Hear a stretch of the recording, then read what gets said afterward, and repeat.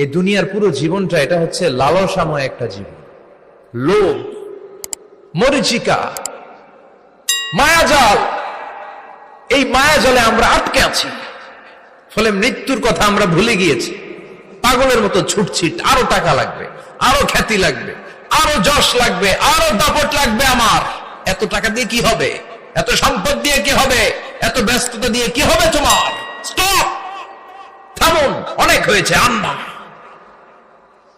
থামুন, take a rest, take a breath and think about death. Think that you have to go back to your Lord. একটু বসেন না, একটু ভাবেন যে আমাকে চলে যেতে হবে, চলে যেতে হবে। এই কোলাহল, এই ব্যস্ততা, এগুলো থাকবে, থাকবো না আমি। সাইয়েদনা ওমর ফারুক বলেছেন, মুতু ক্বাবলা আন তামুতু, মরার আগে একবার মরো। হাসিবু ক্বাবলা আন তুহাসাবু আলাইকুম, তোমার হিসাব নেওয়ার আগে তুমি একবার নিজের হিসাবটা করো না। কাগজ বের করে একটু লিখো না কি কি ভালো কাজ করছিলা, যেগুলো দিয়ে নাজাতের ওসিলা হতে পারে। 1 2 3, আর কি কি আকাম কুকাম করছো দেখো না, লিখে দেখো তোমার অবস্থাটা কি। মরার আগে একবার মরো।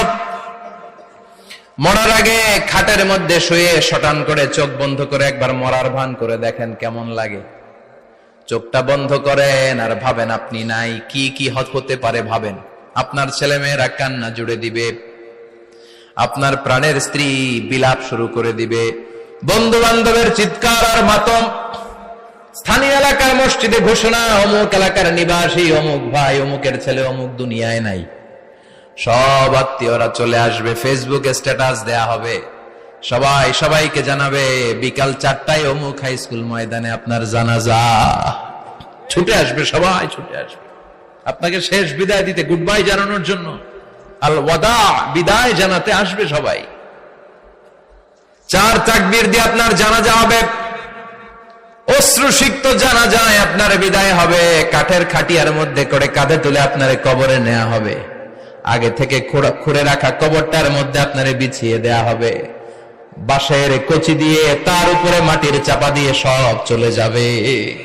ভাবেন না একবার চোখ বন্ধ করে, this is the circle of life, this is the nature of life. এটা সবার হবে, আমার হবে, আপনার হবে।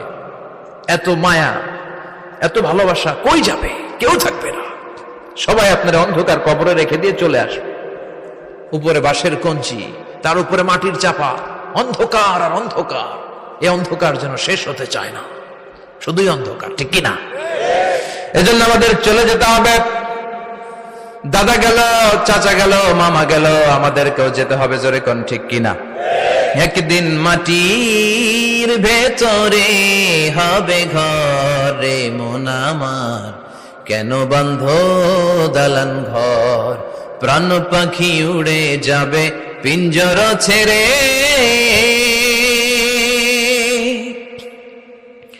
ধরা ধামে সবই রবে, তুমি যাবে চলে। বন্ধু বান্ধব যত, মাতা পিতা যারা সুত, সবই হবে তোমার পরে। মন আমার কেন বন্ধ দালান ঘর, একদিন মাটির ভেতরে হবে ঘরে মন আমার, কেন বন্ধ দালান ঘর, ঠিক কিনা? সব করে থাকবে, চলে যেতে হবে আমাদেরকে। এজন্য আখিরাতের কথা যেন আমাদের স্মরণ হয়। বিশ্বনবী বলতেন, নাহাইতুকুম আন জিয়ারাতিল কুবুর, আমি তোমাদেরকে কবর জিয়ারত করতে আগে নিষেধ করতাম, কিন্তু এখন নিষেধাজ্ঞা প্রত্যাহার করে নিলাম। এখন সব সময় তোমরা কবরের সামনে যাবা আর জিয়ারত করবা। কবরস্থানে জানতো বড়ুয়া কৃষ্ণপুরের এই গ্রামের কবরস্থান আছে কোন দিকে? পূর্ব দিকে আছে, গোখরার জলের ওদিকে। যান আপনারা, একটু যাবেন, একটু গেলে আখিরাতের কথাটা স্মরণ হবে। ওখানে ছোট শিশুরা শুয়ে আছে, কিশোর যুবকরা আছে, আপনার মতো তাগড়া যুবক মুরব্বীরা আছে। এরা এই এলাকায় থাকতো, এরা আকাশ থেকে নেমে আসে না, এই এলাকার সন্তান, আজ নাই। একটা সার্টেন পিরিয়ড শেষে আপনিও থাকবেন না। This is the nature of life, this is the circle of life. ছোট্ট শিশু হয়ে এসেছিলেন, শৈশব, কৈশোর, যৌবন, প্রৌঢ়ত্ব। আগে ছিলেন সিঙ্গেল, বিয়ে করে হয়ে গেলেন ডবল। এরপরে আল্লাহ আপনাকে একটা মেয়ে দিল, এরপরে মেয়েকে বিয়ে দিয়ে শ্বশুর হলেন, এরপরে ওই মেয়ের ঘরে সন্তান হতে নানা হলেন। আর কতদিন? অনেক দিন হলো তো, অনেক লম্বা সময় পেয়েছেন আপনি। Think about that. এবার যাওয়ার কথা ভাবেন। আখিরাতের সামানের কথা ভাবেন, ফিরে যেতে হবে। কি শক্তিশালী যুবক, বার্ধক্য চলে আসলে লাঠি ছাড়া চলতে পারে না। কুচকুচে কালো দাড়ি সাদা হয়ে যায়, দাড়ির শুভ্রতা, বয়সের ভার, রং ধরা যৌবন জং ধরে শেষ, ঠিক কিনা? This is the circle of life. যুবক ভাইরা, এটাই জীবন, চলে যেতে হবে, কেউ থাকতে পারবে না, ঠিক কিনা? এটা রিমাইন্ডার আল্লাহ এই সূরার ভেতরে দিয়েছেন যে তোমাদেরকে ফিরে যেতে হবে, এই লোভ লালসা ছেড়ে দাও। রব্বুল আলামিন বলেন, আলহাকুমুত তাকাসুর হাত্তা যুরতুমুল মাকাবির। ও গোলাম, দুনিয়ার সম্পদ, লোভ লালসা তোদেরকে পাগল বানিয়ে দিয়েছে। এই লোভ পাগলামি কোনোদিন তোদের থামবে না যতদিন না তোরা কবরে ঢুকবি, ঠিক কিনা? কার কথা? আল্লাহ বললেন, দুনিয়ার সম্পদ আর লোভ আর মোহে তোমরা গাফেল হয়ে গিয়েছো।